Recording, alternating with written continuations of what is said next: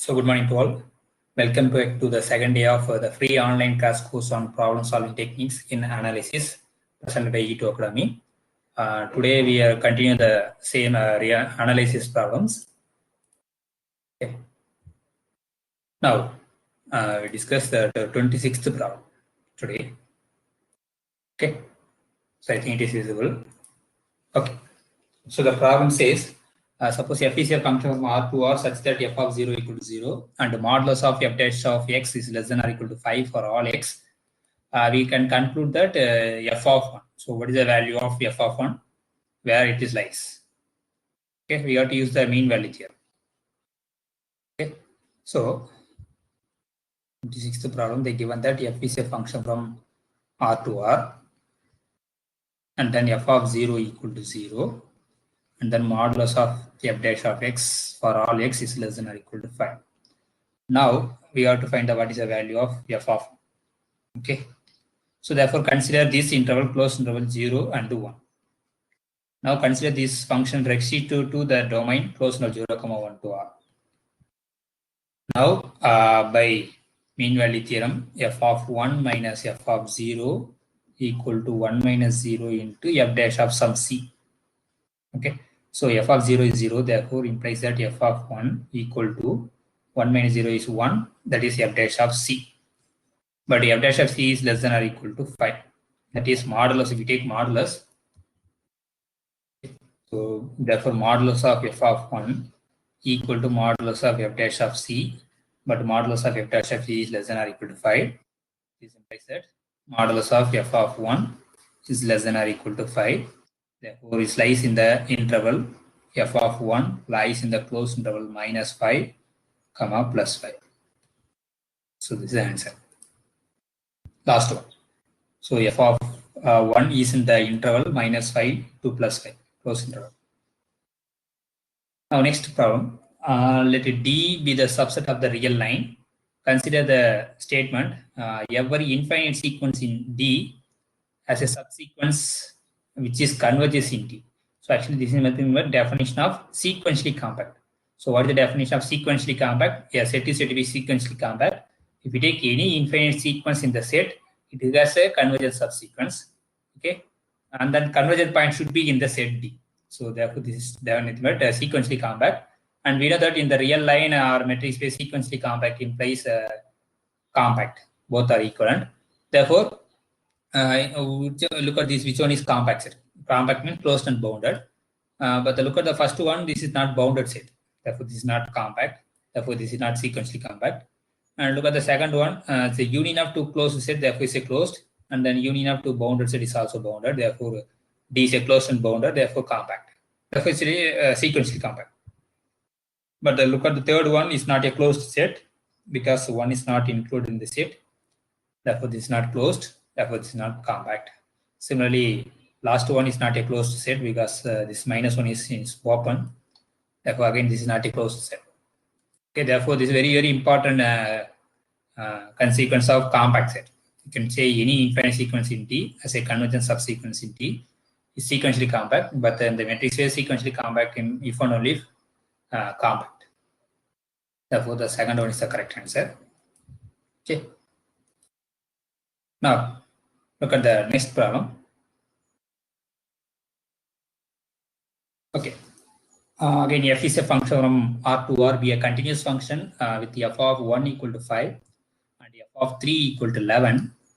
If g of x equal to 1, 2, 3, f of x plus t dt, then what is the value of g dash of 0? So again, we have to use the mean value theorem here. So 28th problem, again, f is a function from R to R. F of 1 is 5. F of 3 is 11. Suppose they define g of x equal to integral 1 to 3 f of x plus t dt. Then what is the value of g dash of 0? So what is the value of g dash of 0? So actually g dash of x is nothing but just f of the upper limit. What is the, because this is with respect to t, therefore you have to substitute the upper limit, lower limit for the values of t. Therefore this is nothing but x plus 3 minus f of x plus 1. So because we know the result, what is that? Integral a to b f dash of t into dt is nothing but f of b minus f of a. So instead of f here we have f dash, here we have f. Therefore, actually this we have to differentiate, right? So if you differentiate this, you get use the Leibniz formula. The differentiation goes inside. We get the partial derivative. Therefore, we get f dash. Okay. So actually, better we write one more step. What's the g dash? So after that, use the mean value theorem. So if you differentiate partially, so what is the derivative? This is equal to integral 1 to 3 f dash of x plus t into dt. Others are 0. So we know that this is nothing but by mean value theorem. This is f of x plus 3 minus f of x plus 1. Now we know we have to find the value of g dash of 0. Therefore, substitute x equal to 0. We get f of 3 minus f of 1. So this is nothing but 11 minus 5 is nothing but 6. Therefore, g dash of 0 value is nothing but 6. So just you have to use the mean value theorem for the interval 1, 3. Closed interval 1, 3. Okay, next question. Look at this series. Suppose let f of x is nothing but value of the summation n equal to 1 to infinity sin nx by n square. Then what is the, now apply the limit x goes to 0. What is the value of the limit x goes to 0 f of x. Now we have to use the Weierstrass test for this one. Suppose take actually f of x is nothing but the value of this series summation n sin nx by n square. Now call this is nothing but fn of x. So fn of x is nothing but the fractional n sin nx by n square. Now apply the modulus. Find what is the modulus of fn of x is nothing but modulus of sin of nx by n square. But sin is always bounded by 1. Therefore, this is less than or equal to 1 by n square. Since n is positive, therefore this is n square. Now we know that summation 1 by n square is convergent. Converges series implies that by Weierstrass test summation fn of x converges uniformly. Converges uniformly. And they given that the value is nothing but f of x. Okay, so let f of x equal to the value of the summation fn of x. But actually, this series converges to the partial. What is the meaning of the summation value is f of x? The partial sequence converges to f of x. Now, what is the value of limit x goes to 0? F of x is nothing but limit x goes to 0. What is f of x? Summation sin nx by n square. Since this is uniformly convergent, therefore we can interchange this limit and this summation. Therefore, this is equal to summation n equal to 1 to infinity limit x goes to 0 sin nx by n square. Since this is n goes to infinity sin 0 0, therefore this converges to 0, therefore this value is 0. By using or you can use the sandwich lemma, you can show that the limit of this sequence is 0. Therefore f of x limit x goes to 0, f of x value is nothing but 0. Look at the first one, limit x goes to 0, f of x value is 0. Why? Because this is uniformly convergent, therefore we can interchange summation and limit. Therefore, just to take limit x goes to 0 to this term, we get 0. Therefore, limit x goes to 0, f of x is 0. Okay. Now, next problem. So again, let f comma g is a function of close to 0, 1 to r defined by f of x equal to x if x is of the form 1 by n and 0 otherwise, and g is a function defined to be for all the rational numbers in close to 0, 1, defined 1, for all other values 0. Okay. Now clearly, if you find the lower sum and upper sum or lower integral and upper integral for g, it is not Riemann integrable because the upper sum is always 1 and the lower sum is always 0. Therefore, lower integral is nothing but infimum or supremum of all the lower sum. Therefore, infimum supremum is always 0. Similarly, for g of x, therefore, it is not integrable. Now, so f of x is defined to be 1 by n if x is of the form 1 by n, 0 otherwise. So if you draw the graph of this function, so it is defined on close to 0, 1. For 1, it is going to 1. For 1 by 2, it is 1 by 2.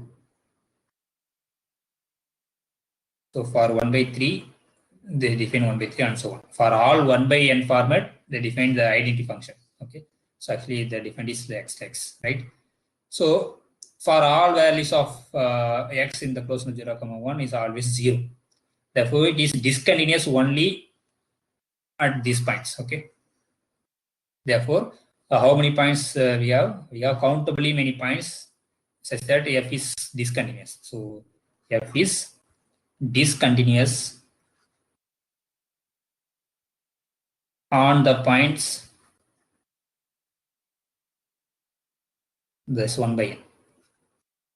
Such that n in n. Since it is countable, we know that if it is countable by discontinuous, if the function is Riemann integral.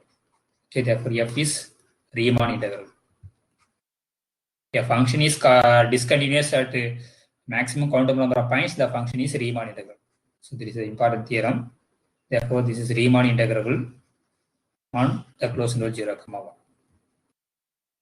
Now, if we look at the another function g, so g of x is defined to be 1 if x is in the rational numbers in closed interval 0, 1, 0 otherwise. So therefore, if we take any partition of the closed interval 0, 1, so 0, 1, if you take any partition, this is x0, this is x1, x2, x3, and so on. If you consider all the partition, so each interval contains both the rational and irrational, right? Therefore, the minimum infimum is always 0. Therefore, what is the maybe take p equal to this x0, x1, etc. xn is a partition. Therefore, what's the LP of f is nothing but lower value of this function. So lower value of the function is 0. Therefore, it's always 0. So what is u of f p comma f is upper sum. So this capital M is always 1. So therefore, we get a 1. Now, if we take a supremum of all LP of f over all the partition, if you take any partition, each interval contains 0. Each interval contains a rational number. Therefore, its corresponding value is 0. Therefore, for each partition, this is 0. Therefore, if it is supremum, that is also 0. So again, for if you take infimum for over all the partition over f, UP of f, that value is always 1. So this is nothing but lower integral. This is upper integral. Lower integral, upper integral exist, but not equal. Therefore, it's not integrable. So here they given function g. Okay. So called g. So therefore, g is not integrable.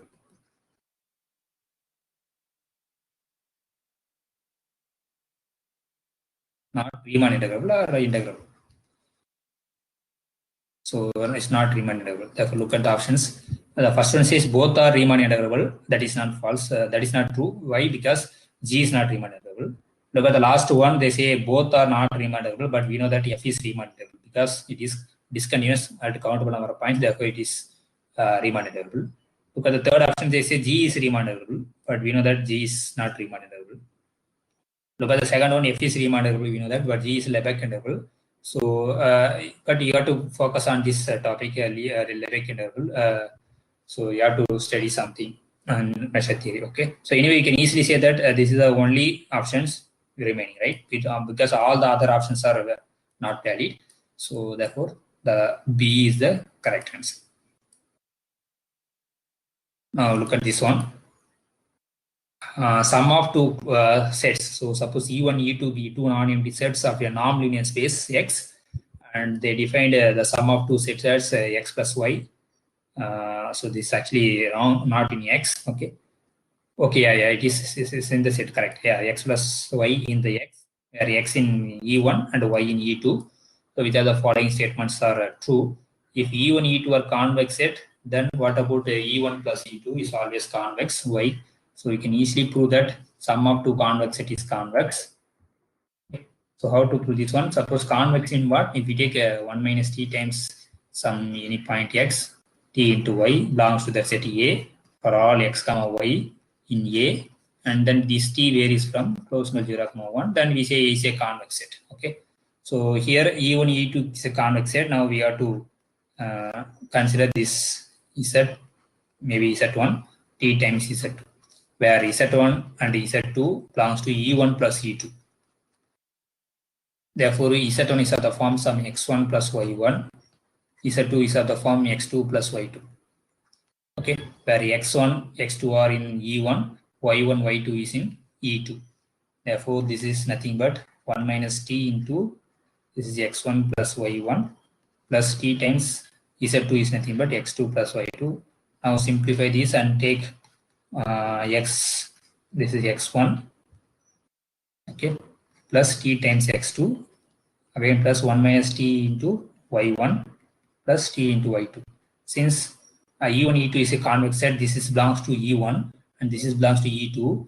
Since sum is there, therefore this belongs to E1 plus E2. Therefore, E1 is convex, E2 is convex, then E1 plus E2 is also convex. Therefore, first one is correct. Okay.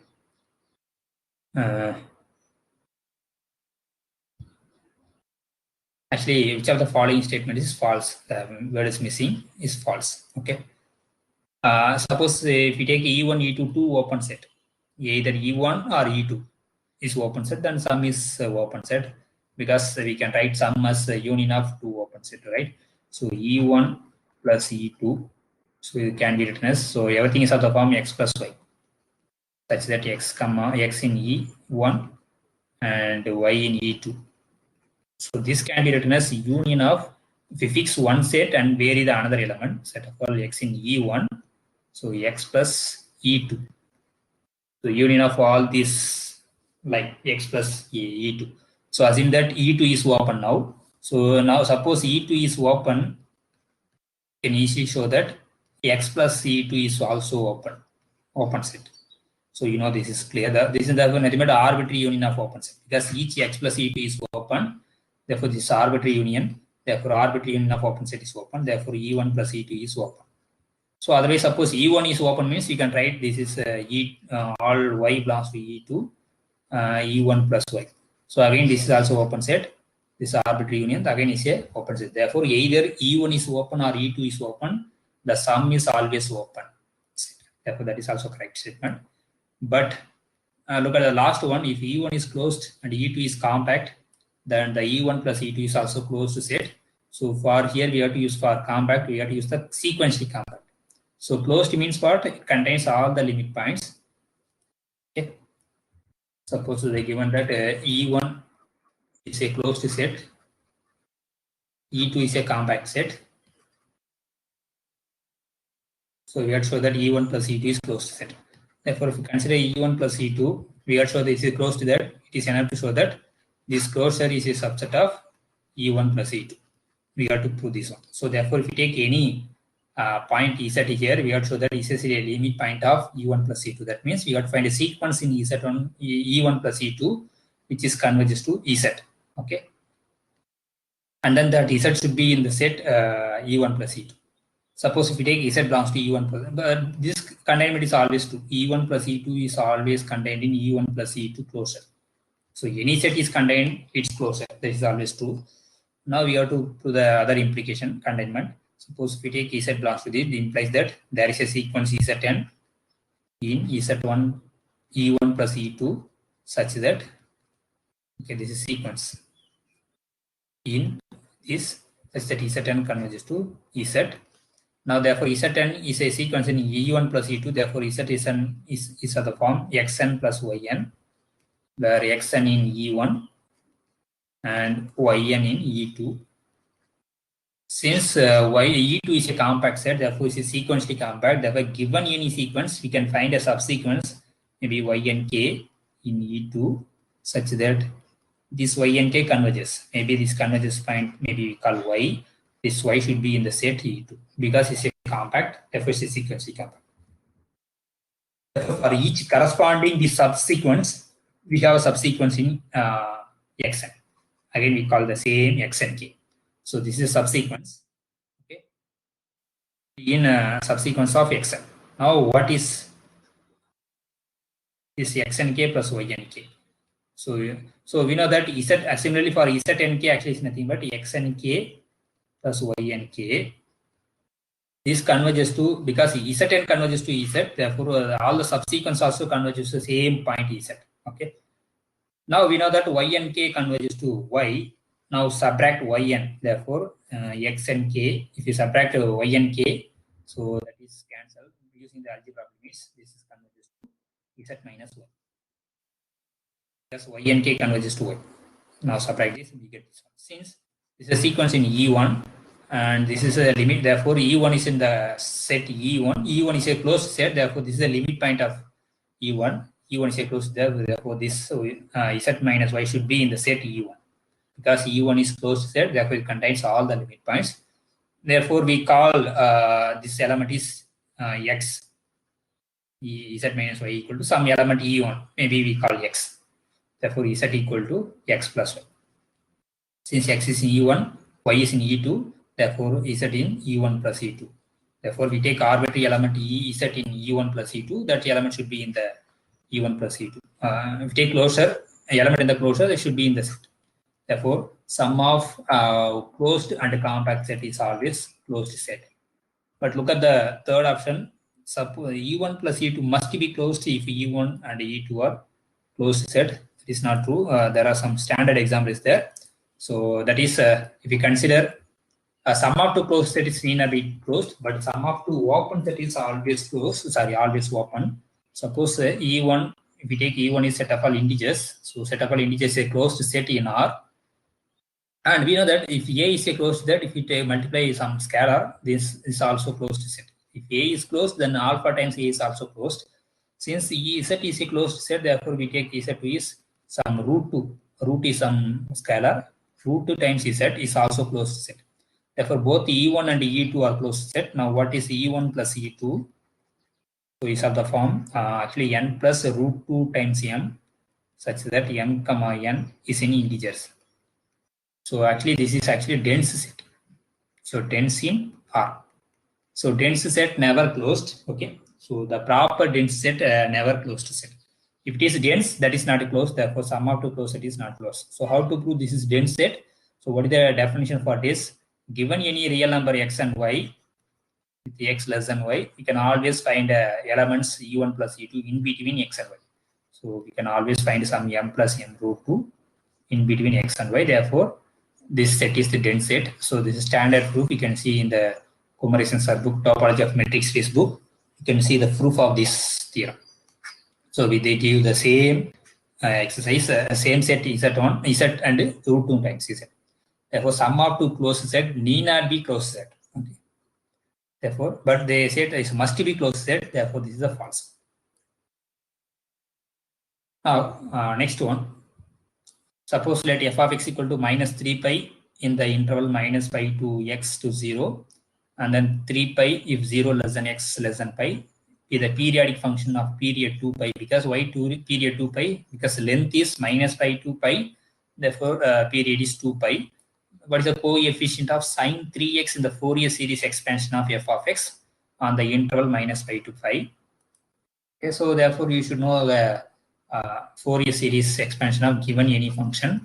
So this is nothing but a0 by 2 plus summation n equal to 1 to infinity an cos nx plus bn sin nx. So the summation is common for all an and bn. Now, so what is an? An is nothing but 1 by pi interval minus pi to pi f of x into cos nx into dx. So bn is nothing but 1 by pi interval minus pi to pi f of x into sine nx dx. So we have to find the values of sine, the coefficient of sine 3x. Therefore, find b3. So question is, so if substitute n equal to 3, we get sine b3 sine 3x, right? So the question is find the coefficient of sine 3x. Therefore, we got to find the value of b3. Therefore, now substitute n equal to 3. Therefore, we get b3 is nothing but 1 by pi. So integral minus pi to pi f of x into sine 3x into dx. Therefore, this is equal to 1 by pi. You can split this interval. Integral is nothing but minus pi to 0. In this interval, what is the value of this is nothing but minus 3 pi. Or minus pi to 0, the value of f of x is nothing but minus 3 pi. So therefore, this is minus 3 pi times sine 3x into dx plus interval 0 to pi. The value of f of x is nothing but 3 pi sine 3x dx. Now simplify this. So you can take pi outside and then cancel that pi. Therefore, minus 3 times integral minus pi to 0 sine 3x dx and plus 3 times integral 0 to pi, and this is sine 3x dx. Now this is equal to minus 3. If we integrate sine 3x, we get a minus cos 3x by 3 minus pi to 0 plus 3 times again if we integrate this minus cos 3x by 3 0 to pi. Now substitute the upper limit, lower limit, and then we can cancel this 3. 3 is common, therefore cancel. And then if we take minus outside, therefore minus minus plus, therefore cos 0 value is 1. Okay, minus if you take cos minus 3 pi, cos is a even function. If you cos of minus x same as cos x, therefore cos 3 pi is minus 1. Because cos n pi is nothing but minus 1 power n. Here n is nothing but 3. Therefore it's minus 1. Plus, again we can cancel this 3, and we have minus here. So therefore this is minus of, again cos 3 pi. So cos 3 pi value is minus 1 minus cos 0 is 1. So this is nothing but 1 minus minus plus, therefore 2 minus, again this is minus 1, this is minus 2. So therefore minus minus plus, therefore 4. So therefore the coefficient of sine 3x is 4. Okay, therefore the answer is lies between 3.99 and 4.01. Therefore the correct exact answer is 4.00. That is 4. Now next question. So which are the following statements about the little LP and big LP? So little LP is nothing but set up all sequence such that summation mod s. So just state what is small LP and big LP. So small LP space is nothing but set of all sequences such that the summation of modulus of xn power p. This series is convergent series. Finite means converges. So collection of all sequences that the corresponding series converges, then we collect the sequence, that is LP. And big LP is nothing but set of all functions f such that integral modulus of f of x power p whole power 1 by p. Or sometimes just take modulus of p, modulus of f power p dx. Okay, this dx is less than infinity, finite. So this LP. So what's the condition on? So and then there is a condition on P and Q. So 1 by P plus 1 by Q equal to 1. Okay. Suppose if 1 less than or equal to P, less than or equal less than strictly less than Q, less than infinity. Suppose P is smaller, then this LP is preserving the same inequality. Therefore, now look at this one. 3 is less than 7. Therefore, the small L power 3 is always contained in L power 7. But the big L is a reverse process. Now, 6 is less than 9, but we have a reverse containment. So L power 9 is containment. So big LP reverse containment, but small. So this small LP is subset of small LQ, provided P is less than Q. So again, P is less than Q. The big LQ is contained in big LP. It's a reverse containment. Okay, so this is important properties of small LP and big LP. So therefore, you can easily say that this is the correct answer. All others are false. Okay. So again, look at this. This actually the same thing. I did some mistake here. The options. Okay, I think somewhere is missing.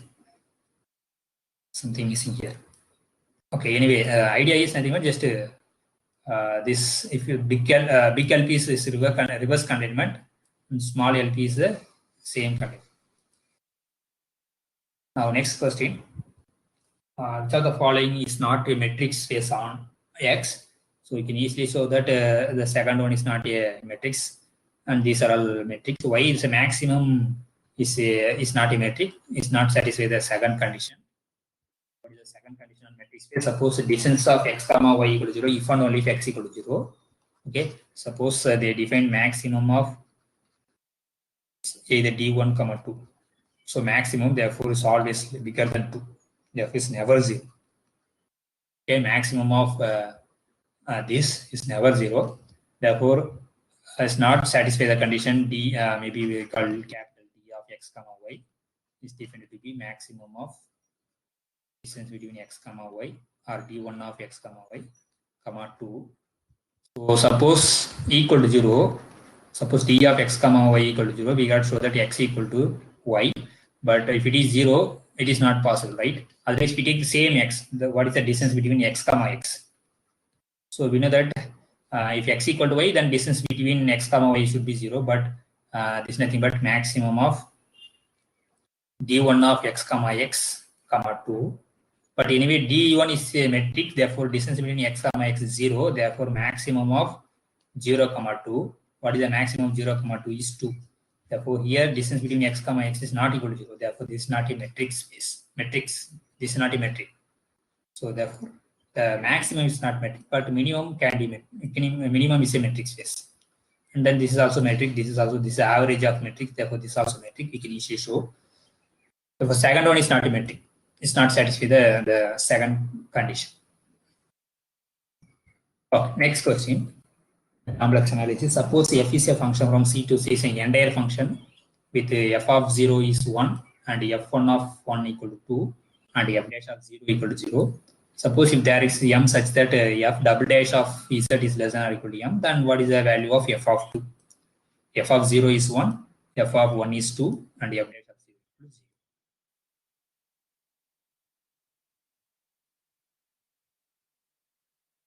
equal to 0. Question.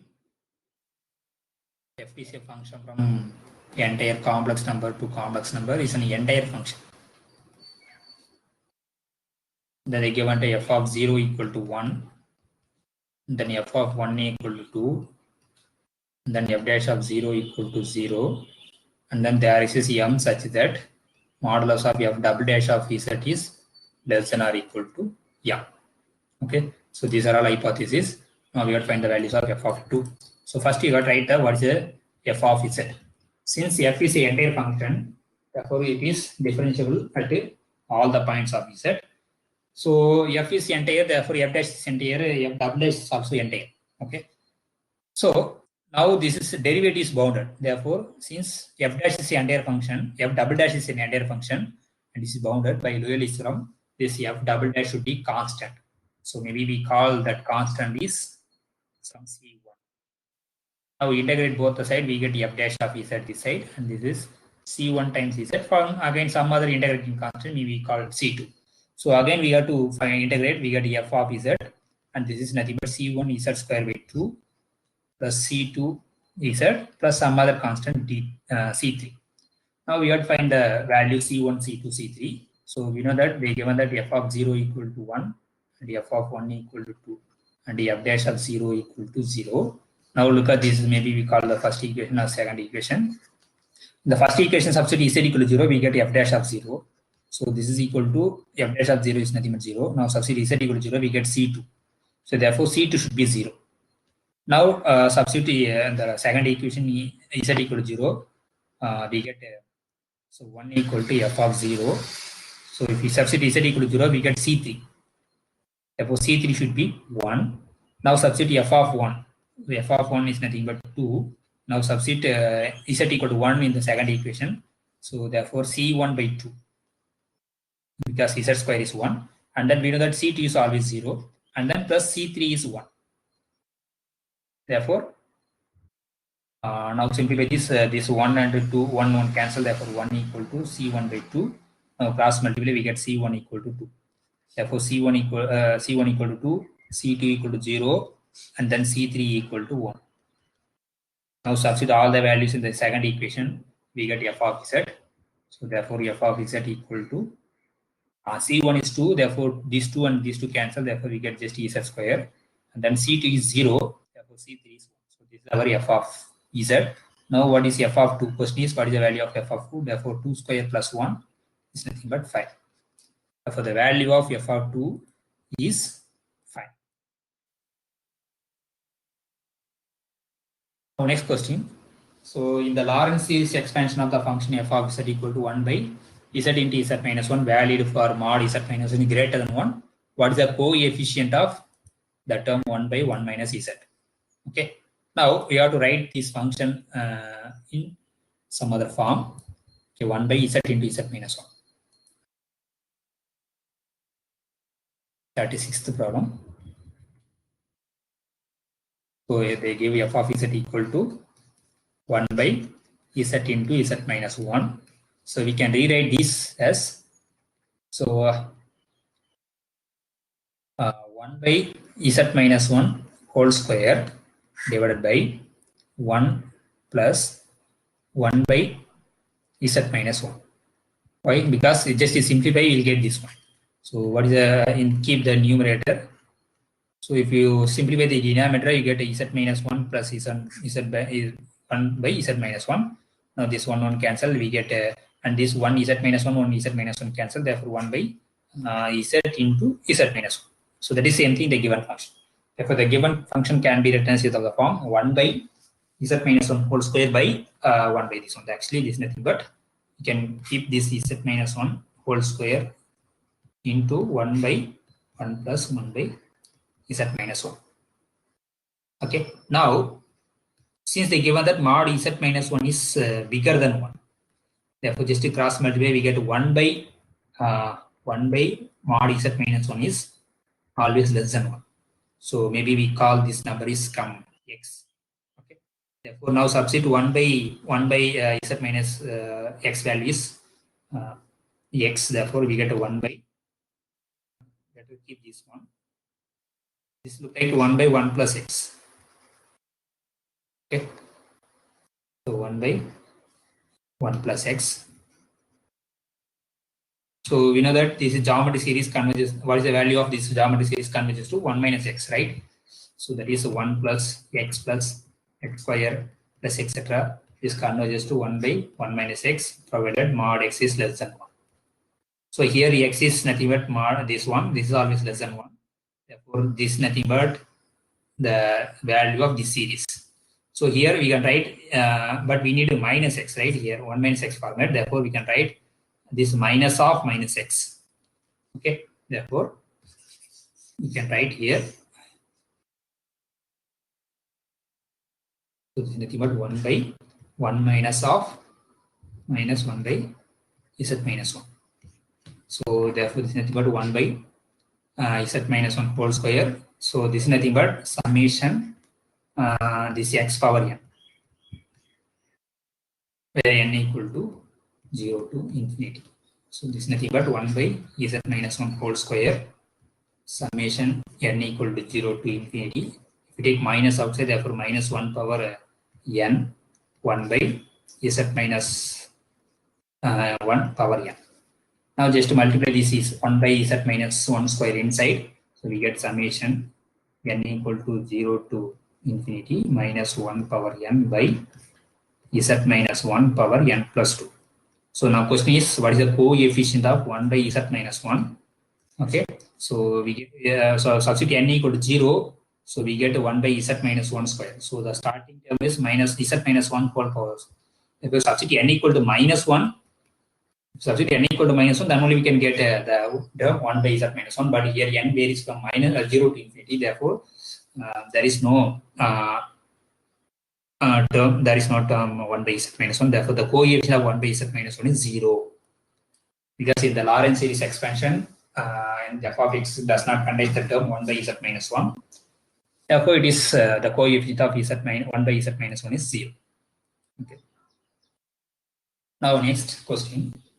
Suppose x and y are matrix spaces. If we suppose f is a function of x to y is a continuous function. F is a continuous function, and we know that continuous image of compact set is compact, continuous image of connected set is connected, and so on, right? But if S is open, then f of f is open is in general is not true. Okay. So if it is f is a open map, then if S is open, then f of s is open, provided f is a open map.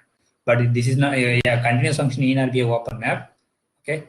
Therefore, the first one is false. But the second one says if S is connected, then f of s is connected. Yeah, it is true because continuous functions takes to connected set to connected set. Therefore, that is true. And then look at the third one. If S is closed, then f of s is closed. Again, this is not true. When this is true, if assume f is a closed map, then this is true. But this in general, this is not a closed map. Therefore, again, that is not true. So again, f is bounded, then f of s is bounded. Again, this is not true. Okay. So if we take s equal to open in the 0, 1, the function defined to be 1 by x. So the f of s is unbounded. Okay. So we can give so many functions. Okay. So another example is take s equal to open in the 0, 1. So the function f of x equal to 1 by x defined on this set. So therefore, what is f of s? Is nothing but unbounded, because if substitute 1 by n, we get n. What is just 1 by n value? Because 1 by is in the interval close and open at 0, 1. What is f of 1 n? So this is unbounded. Therefore, if s is bounded, if s is acted as continuous function, maybe it's an unbounded set. Okay. So therefore, the second one is the correct answer. Now 38 question. Suppose I equal to close to 0, open 3. And j be the set of all rational numbers in the interval close to 4, 6, and k be the Cantor set, and let L equal to 7 plus x. Then what is the Lebesgue measure of the set I union j union L is equal to? Okay. So now we have 3 set. So one is I is nothing but close to interval 2, open 3. And then j is nothing but set of all rational numbers in 4, 6. Set of all rational numbers in the interval close to 4, 6. And k is nothing but Cantor set. And then using the Cantor set k, they define L. So L is nothing but x plus k. Where x is any element in R, I think so. So x in k, okay. 7 plus x. So 7 plus x. So L equal to 7 plus x, where x in Cantor set. So actually this is nothing but 7 plus capital K. So this is a definition. Now, what is the question is, what is the value of I, what is the measure of I union j union L? So look at this one, everything is a disjoint set. So if you draw the graph, so 0, 1, and then 2, 3, and then 4, maybe we can take here 6, maybe this is 5. Okay. Now Cantor set k. So Cantor set we can get from close to 0, 1. Therefore, k should be here inside the close to 0, 1. So I is nothing but 2, 3. So I is here, and j is nothing but set of all rationals in 4, 6. Therefore, j should be here. So what about L? So L is nothing but just you got to add 7 to the each element in k. So k in 0, 1. Therefore, L should be 7, 8. Because you got to add 7 to the each element. Therefore, you can get L should be in the 7, 8. Okay. Therefore, this I, J, L. So everything is a disjoint set. Okay. So there is no common element. Therefore, measure of this union I union J union L is nothing but measure of each set. Measure of I plus measure of J plus measure of L. So measure of I is nothing but length of the interval. This is 2, 3. Therefore, length is 1. Plus J. What is J? rational numbers in 4, 6. So suitable rational number countable set, right? So we know that the measure of the countable set is always 0. Therefore, this is 0. Why the measure of j is 0? J is a countable set. Measure of the countable set is 0. Therefore, that is 0. Now, what is the measure of L? So we know that there is a theorem. Measure of A is same as measure of x plus c. If you add any element x, the measure of A same as measure of x plus A. So therefore, measure of L x plus or 7 plus k. This is nothing but L, right? So this is another measure of k. So we know that measure of the Cantor set is 0. So this measure of the Cantor set is 0. So therefore, total the measure is 1. Just to use the property that measure of the union is nothing but sum of the measure, because it's disjoint sets. That measure of A equal to measure of x plus A, and then measure of the Cantor set is 0. So using the 3 property, we get the answer is 1. Okay, next. So we already discussed this rational directional derivative of the function in the direction this at the point this one. Therefore, just you have to partial derivative with respect to x, y, z, and then you have to take the dot product with this direction. After that, you have to substitute the value. So x square 2y 4z square. So for 39. So u of x comma y comma z equal to x square minus 2y plus 4z square in the direction equal to 3 by 5 I vector. So 3 by 5, 4 by 5 k minus 4 by 5 k. There is no j vector. Okay, at the point 5 comma 1 comma 0. 5 1 0. Yes, right. Now you got to find ux dot. What is ux? So you need to find ux. So what is the partial derivative with respect to x is x. So uy is nothing but minus 2, and then u is equal to 8z. Now you have to take the dot product with this direction. So ux nothing but 2x times what is the coefficient of I? 3 by 5. Here the coefficient of j, there is no j, therefore uy into 0, because there is no j vector, plus 8z into minus 4 by 5. So after that you have to substitute 5 1 0. So now substitute x equal to 5. If substitute x equal to 5, this 5 and 5 cancel, therefore 2 into 3 is 6, plus anyway this term is 0, minus if you substitute z equal to 0, therefore this term is 0, therefore we get 6. So the direction derivative of the function u, the direction this, at the point this is 6.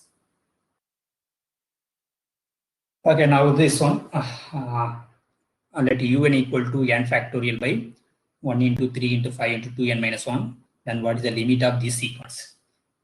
Okay, so again we know that one result, that is limit n goes to infinity modulus of un plus 1 by un. If this is less than 1, then the limit is 0. The limit of un is 0. Limit n goes to infinity, un is 0. So therefore you have to find this one. So here what is our un? Un is nothing but n factorial by 1 into 3 into 5, only odd terms, 2n minus 1. Therefore n factorial. So you have to multiply and divide it by the missed term. So what is the missing term? 2, 4, 6, etc. 2n. You have to multiply and then divide by the missing term. Therefore, we get in the numerator denominator 1 into 3 into 4 into etc. 2n minus 1 into 2n. Okay, because we have to multiply 2, 4, 6, 2n, and then we have to divide 2, 4, 6. Therefore, the denominator we get 2n factorial. The numerator we get n factorial. And then in the numerator, each term contains 2. Therefore, you can take 2 outside. So how many terms we have? We have n terms. Therefore, we can take 2 each term. Therefore, we get 2 power n. And the remaining is 1, 2, 3, etc. This. And then this is nothing but n factorial. And divided by this is 2n factorial. So actually this is nothing but n factorial whole square power n by 2n factorial. So this is nothing but un. Now find un plus 1 by un. So this is nothing but if substitute n equal to 1, therefore n plus 1 factorial whole square 2 power n plus 1 by 2n plus 1 factorial. And then un, therefore again n factorial square times 2 power n. In the denominator we get 2n factorial. So now we can cancel.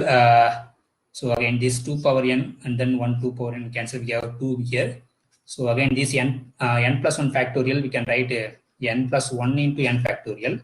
Therefore this is square is there. Therefore n square into n factorial square. And then this is 2.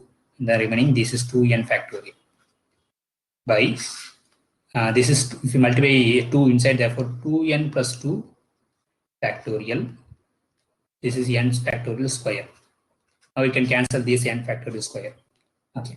Now what is 2n factorial? So 2n factorial, 2n plus 2 factorial is nothing but product of first 1 into 2 into etc.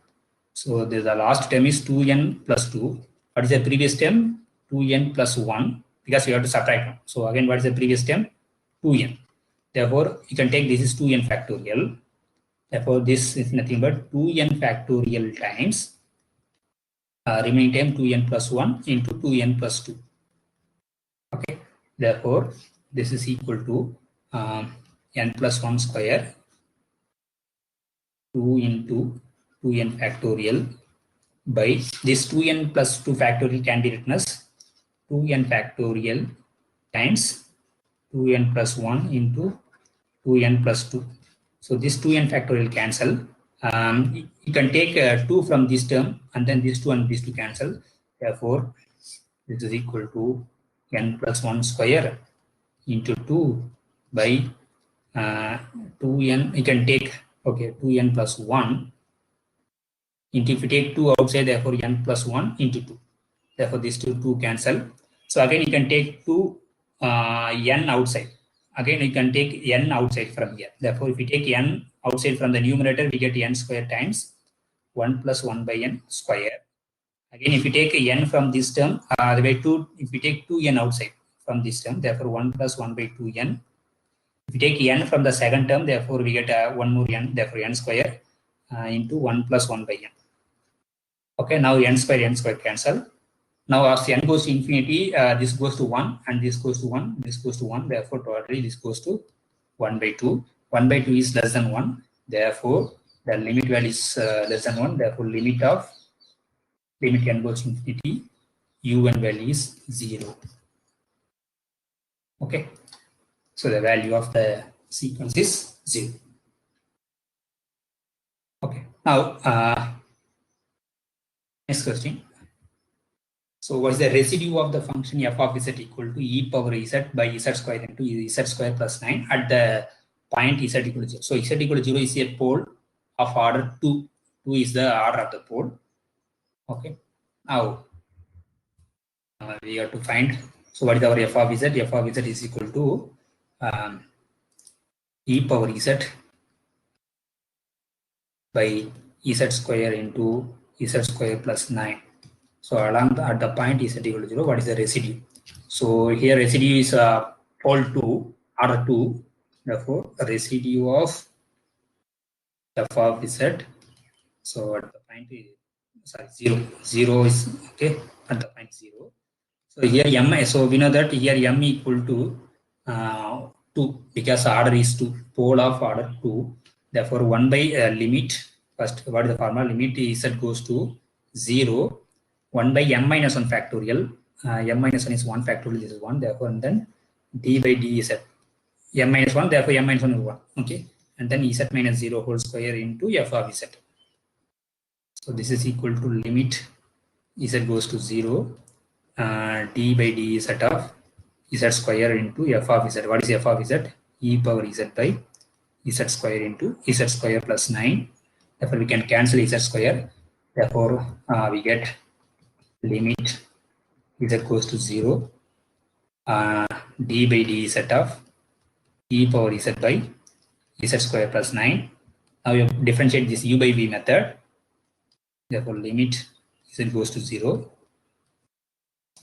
Z square plus 9 whole square and then you can keep this z square plus 9, and then differentiate e power z, we get e power z minus keep e power z, and then differentiate z square plus 9, we get 2z. Okay. Now substitute z equal to 0. So if substitute z equal to 0, e power 0 is 1, and this is 0. Therefore, we get in the first term 9 minus, if you set z equal to 0, we get 0 here. Divided by substitute z equal to 0, you get 9 square. Okay. Therefore, 9 square 9 cancel. Therefore, we get 1 by 9. Okay. So answer is 1 by 9. Residue. So next 42. Pick out the false statement. So suppose the first one is, we know that sin z is an entire function. Suppose this is true. This says that sin z bounded. We know that bounded entire function is constant, but sin z is not a constant function. Therefore, this is not valid. Okay. Now look at the second one. We know that in the real case, sin square x plus cos square is equal to 1. But what about the complex case? Sin square z plus cos square equal to 1. Is this true? Yeah, this is true. Why? Is the identity theorem or uniqueness theorem. So the theorem says, suppose there are two analytic functions. Okay, so this is question number 42. So the uniqueness theorem. The uniqueness theorem says, suppose two entire function or analytic function, not entire function, two analytic function f and g. Suppose we collect all the z such that f of z equal to g of z. Okay, maybe we call s. So s equal to set of all z. The condition that f of z equal to g of z. Suppose this s as a limit point in the domain. Suppose f and g defined on some domain D. Suppose s as a limit point in D. Then f of z equal to g of z for all z in D. Okay. Now we have what is our f of z in this case? Sin square z plus cos square z. Take g of z equal to 1. So we know that again s equal to set of all z such that sin square z plus cos square z equal to 1. We collect all the real satisfying this condition. So we know that a real number is always contained. Therefore, R is a subset of the set S, because all the real numbers satisfying this condition, x square, sin square x plus cos square x equal to 1. Now R is there are infinitely many limit point is there for R. Therefore, everything is in the domain. Therefore, this S as a limit point. Therefore, this is true for all Z in the domain. Therefore, this is true. So sin square x plus cos square z is 1. This is true for all z. This is always true statement, because this is true for real case by uniqueness theorem. This is true for complex case. Similarly, for the third one, we know that sin 3x equal to 3 sin x minus 4 sin cube x for the real case. Again, by using identity theorem, this equation is true also for a complex number. Therefore, these two are true statements always. The question is what are the false statement? The first one is false statement. Okay, because we know that in the real case, sin x is bounded by 1. Okay, but the identity theorem says only for the equality, not for inequality. Okay, but here we have inequality. Therefore, identity theorem or uniqueness theorem holds only for equality. Okay, therefore the first one is the false statement, and this is contrary to the Liouville theorem. Now next, so this 43 says, which of the following function is analytic in the entire complex plane? So this is f of x comma y. Otherwise, we can write f of z. We can write this is e power iy, right? E power minus iy, because this cos y plus I sin y. Therefore, the first option can be rewrite as given that f of x comma y equal to e power x times cos y minus I sin y. We can rewrite this as f of z equal to e power x. This is e power minus I. Therefore, this is e power x minus I. So we know that z equal to x plus iy. Therefore, this is e power minus z, e power z. So we know that whenever f is analytic, the partial derivative of f with respect to z bar should be 0. But here, if you take what is dou f by dou z bar, again is e power z bar. It's not equal to 0. Therefore, this is not analytic function. So your function is analytic So this is complex form of CR equation. So dou f by dou z bar should be 0, but in the first case, this is a function of z bar. Therefore, it's not analytic. If it is function of x bar, therefore look at the last one. So actually, this is the f of z equal to, this is actually z bar. So f of z equal to z bar. If you differentiate with respect to z bar, we get to 1. Therefore, this is not equal to 0. Therefore, this again is not an analytic function.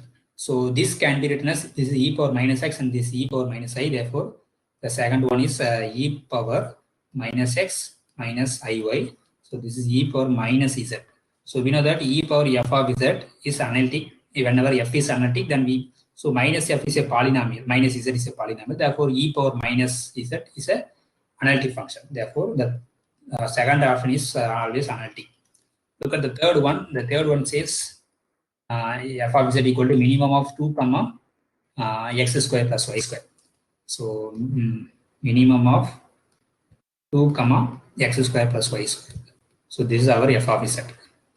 So minimum of these two always less than or equal to 2 as well as less than or equal to x square by 2. Anyway, just this is less than or equal to 2. So suppose you see, and because the question is analytic on complex number. So entire. So the question is the entire complex plane. Suppose f of is entire, since this is bounded by 2. Therefore, this entire function is bounded. Therefore, should be constant. But f of is not constant function. So therefore, that is not an entire function. Therefore, second is the correct answer. Now look at this one, 44, and pick out the true statement. So suppose there is an analytic function f on C. So whole complex number, if it is possible, there is an analytic function satisfy the condition f of 2i equal to 0 and f of 0 equal to I and modulus of f of z less than or equal to 2. So this is bounded and there is a entire analytic on C is nothing but entire function. So is it bounded? Suppose there is an entire function. It is bounded, therefore should be constant. The constant means what? All the values maps to single value, but this 2i maps to a different value 0, and then this 0 maps to some other value. Therefore, this is not constant. Therefore, such a function does not exist. Similarly, look at the second option. There is an analytic function f in the open disk this such that f of 1 by 2 equal to 1 and f of 1 by 2 power n equal to 0 for all integers. Now again use the now collect use identity theorem. Fourth problem. The second option. Suppose you collect S is nothing but set of all z such that f of z equal to 0. So they given that f of 1 by 2 power n is 0 for all n greater than or equal to. Therefore, this collection is always contained in S. So this S contains always 2 power n such that n greater than or equal to. So this has a limit point. This converges 0, right? Therefore, it has a limit point. Therefore, by uniqueness theorem, f of z equal to 0 for all z in the unit disk. Okay. But they given that f of 1 by 2 is 1. But in the this 1 by 2 should be in the unit disk. But we know that everything goes to 0. But they given that f of 1 by 2 equal to 1 in this case. Therefore, there is no such a function exist. Now, similarly, look at the third option. There is an analytic function f on C whose real part is given by x square plus y square.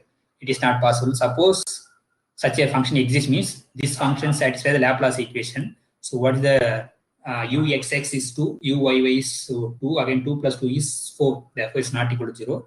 Therefore, this u does not satisfy the harmonic, that is Laplace equation. Therefore, it is harmonic. Therefore, there is not such a function exists. So if it is analytic, then both the real and imaginary parts satisfy the Laplace equation. But this u not satisfy the Laplace equation. Therefore, this is not true. Therefore, none of these above is the true statement. Next question. If I plus 1 plus I power 9 by 1 minus I power 7 equal to P plus IQ, then what is the value of this P?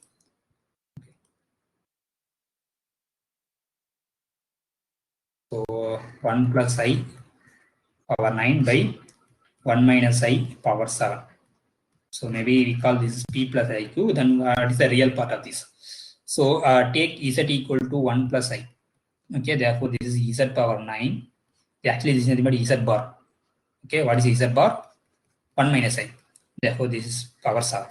Therefore, we can write Z by Z bar power 7 into Z square. We can just write the split the 9 into 7 plus 2. Okay. So now find what is Z by Z bar first. So what is z plus z bar? 1 plus I by 1 minus I. Now multiply 1 plus I both sides, numerator and denominator. In the numerator, we get 1 plus I whole square by, this is a plus a media minus b, a square plus b square, we get 2. Therefore, if you expand this 1 square minus 2ab plus b square, b is I, therefore I square is minus 1. Therefore, this one cancel, and this is minus 2a, and divided by 2. Therefore, 2 to cancel, we get minus I. Okay, therefore, this value is nothing but minus I power 7. Now, what is z square? Again, we just know what is z is nothing but 1 plus I square.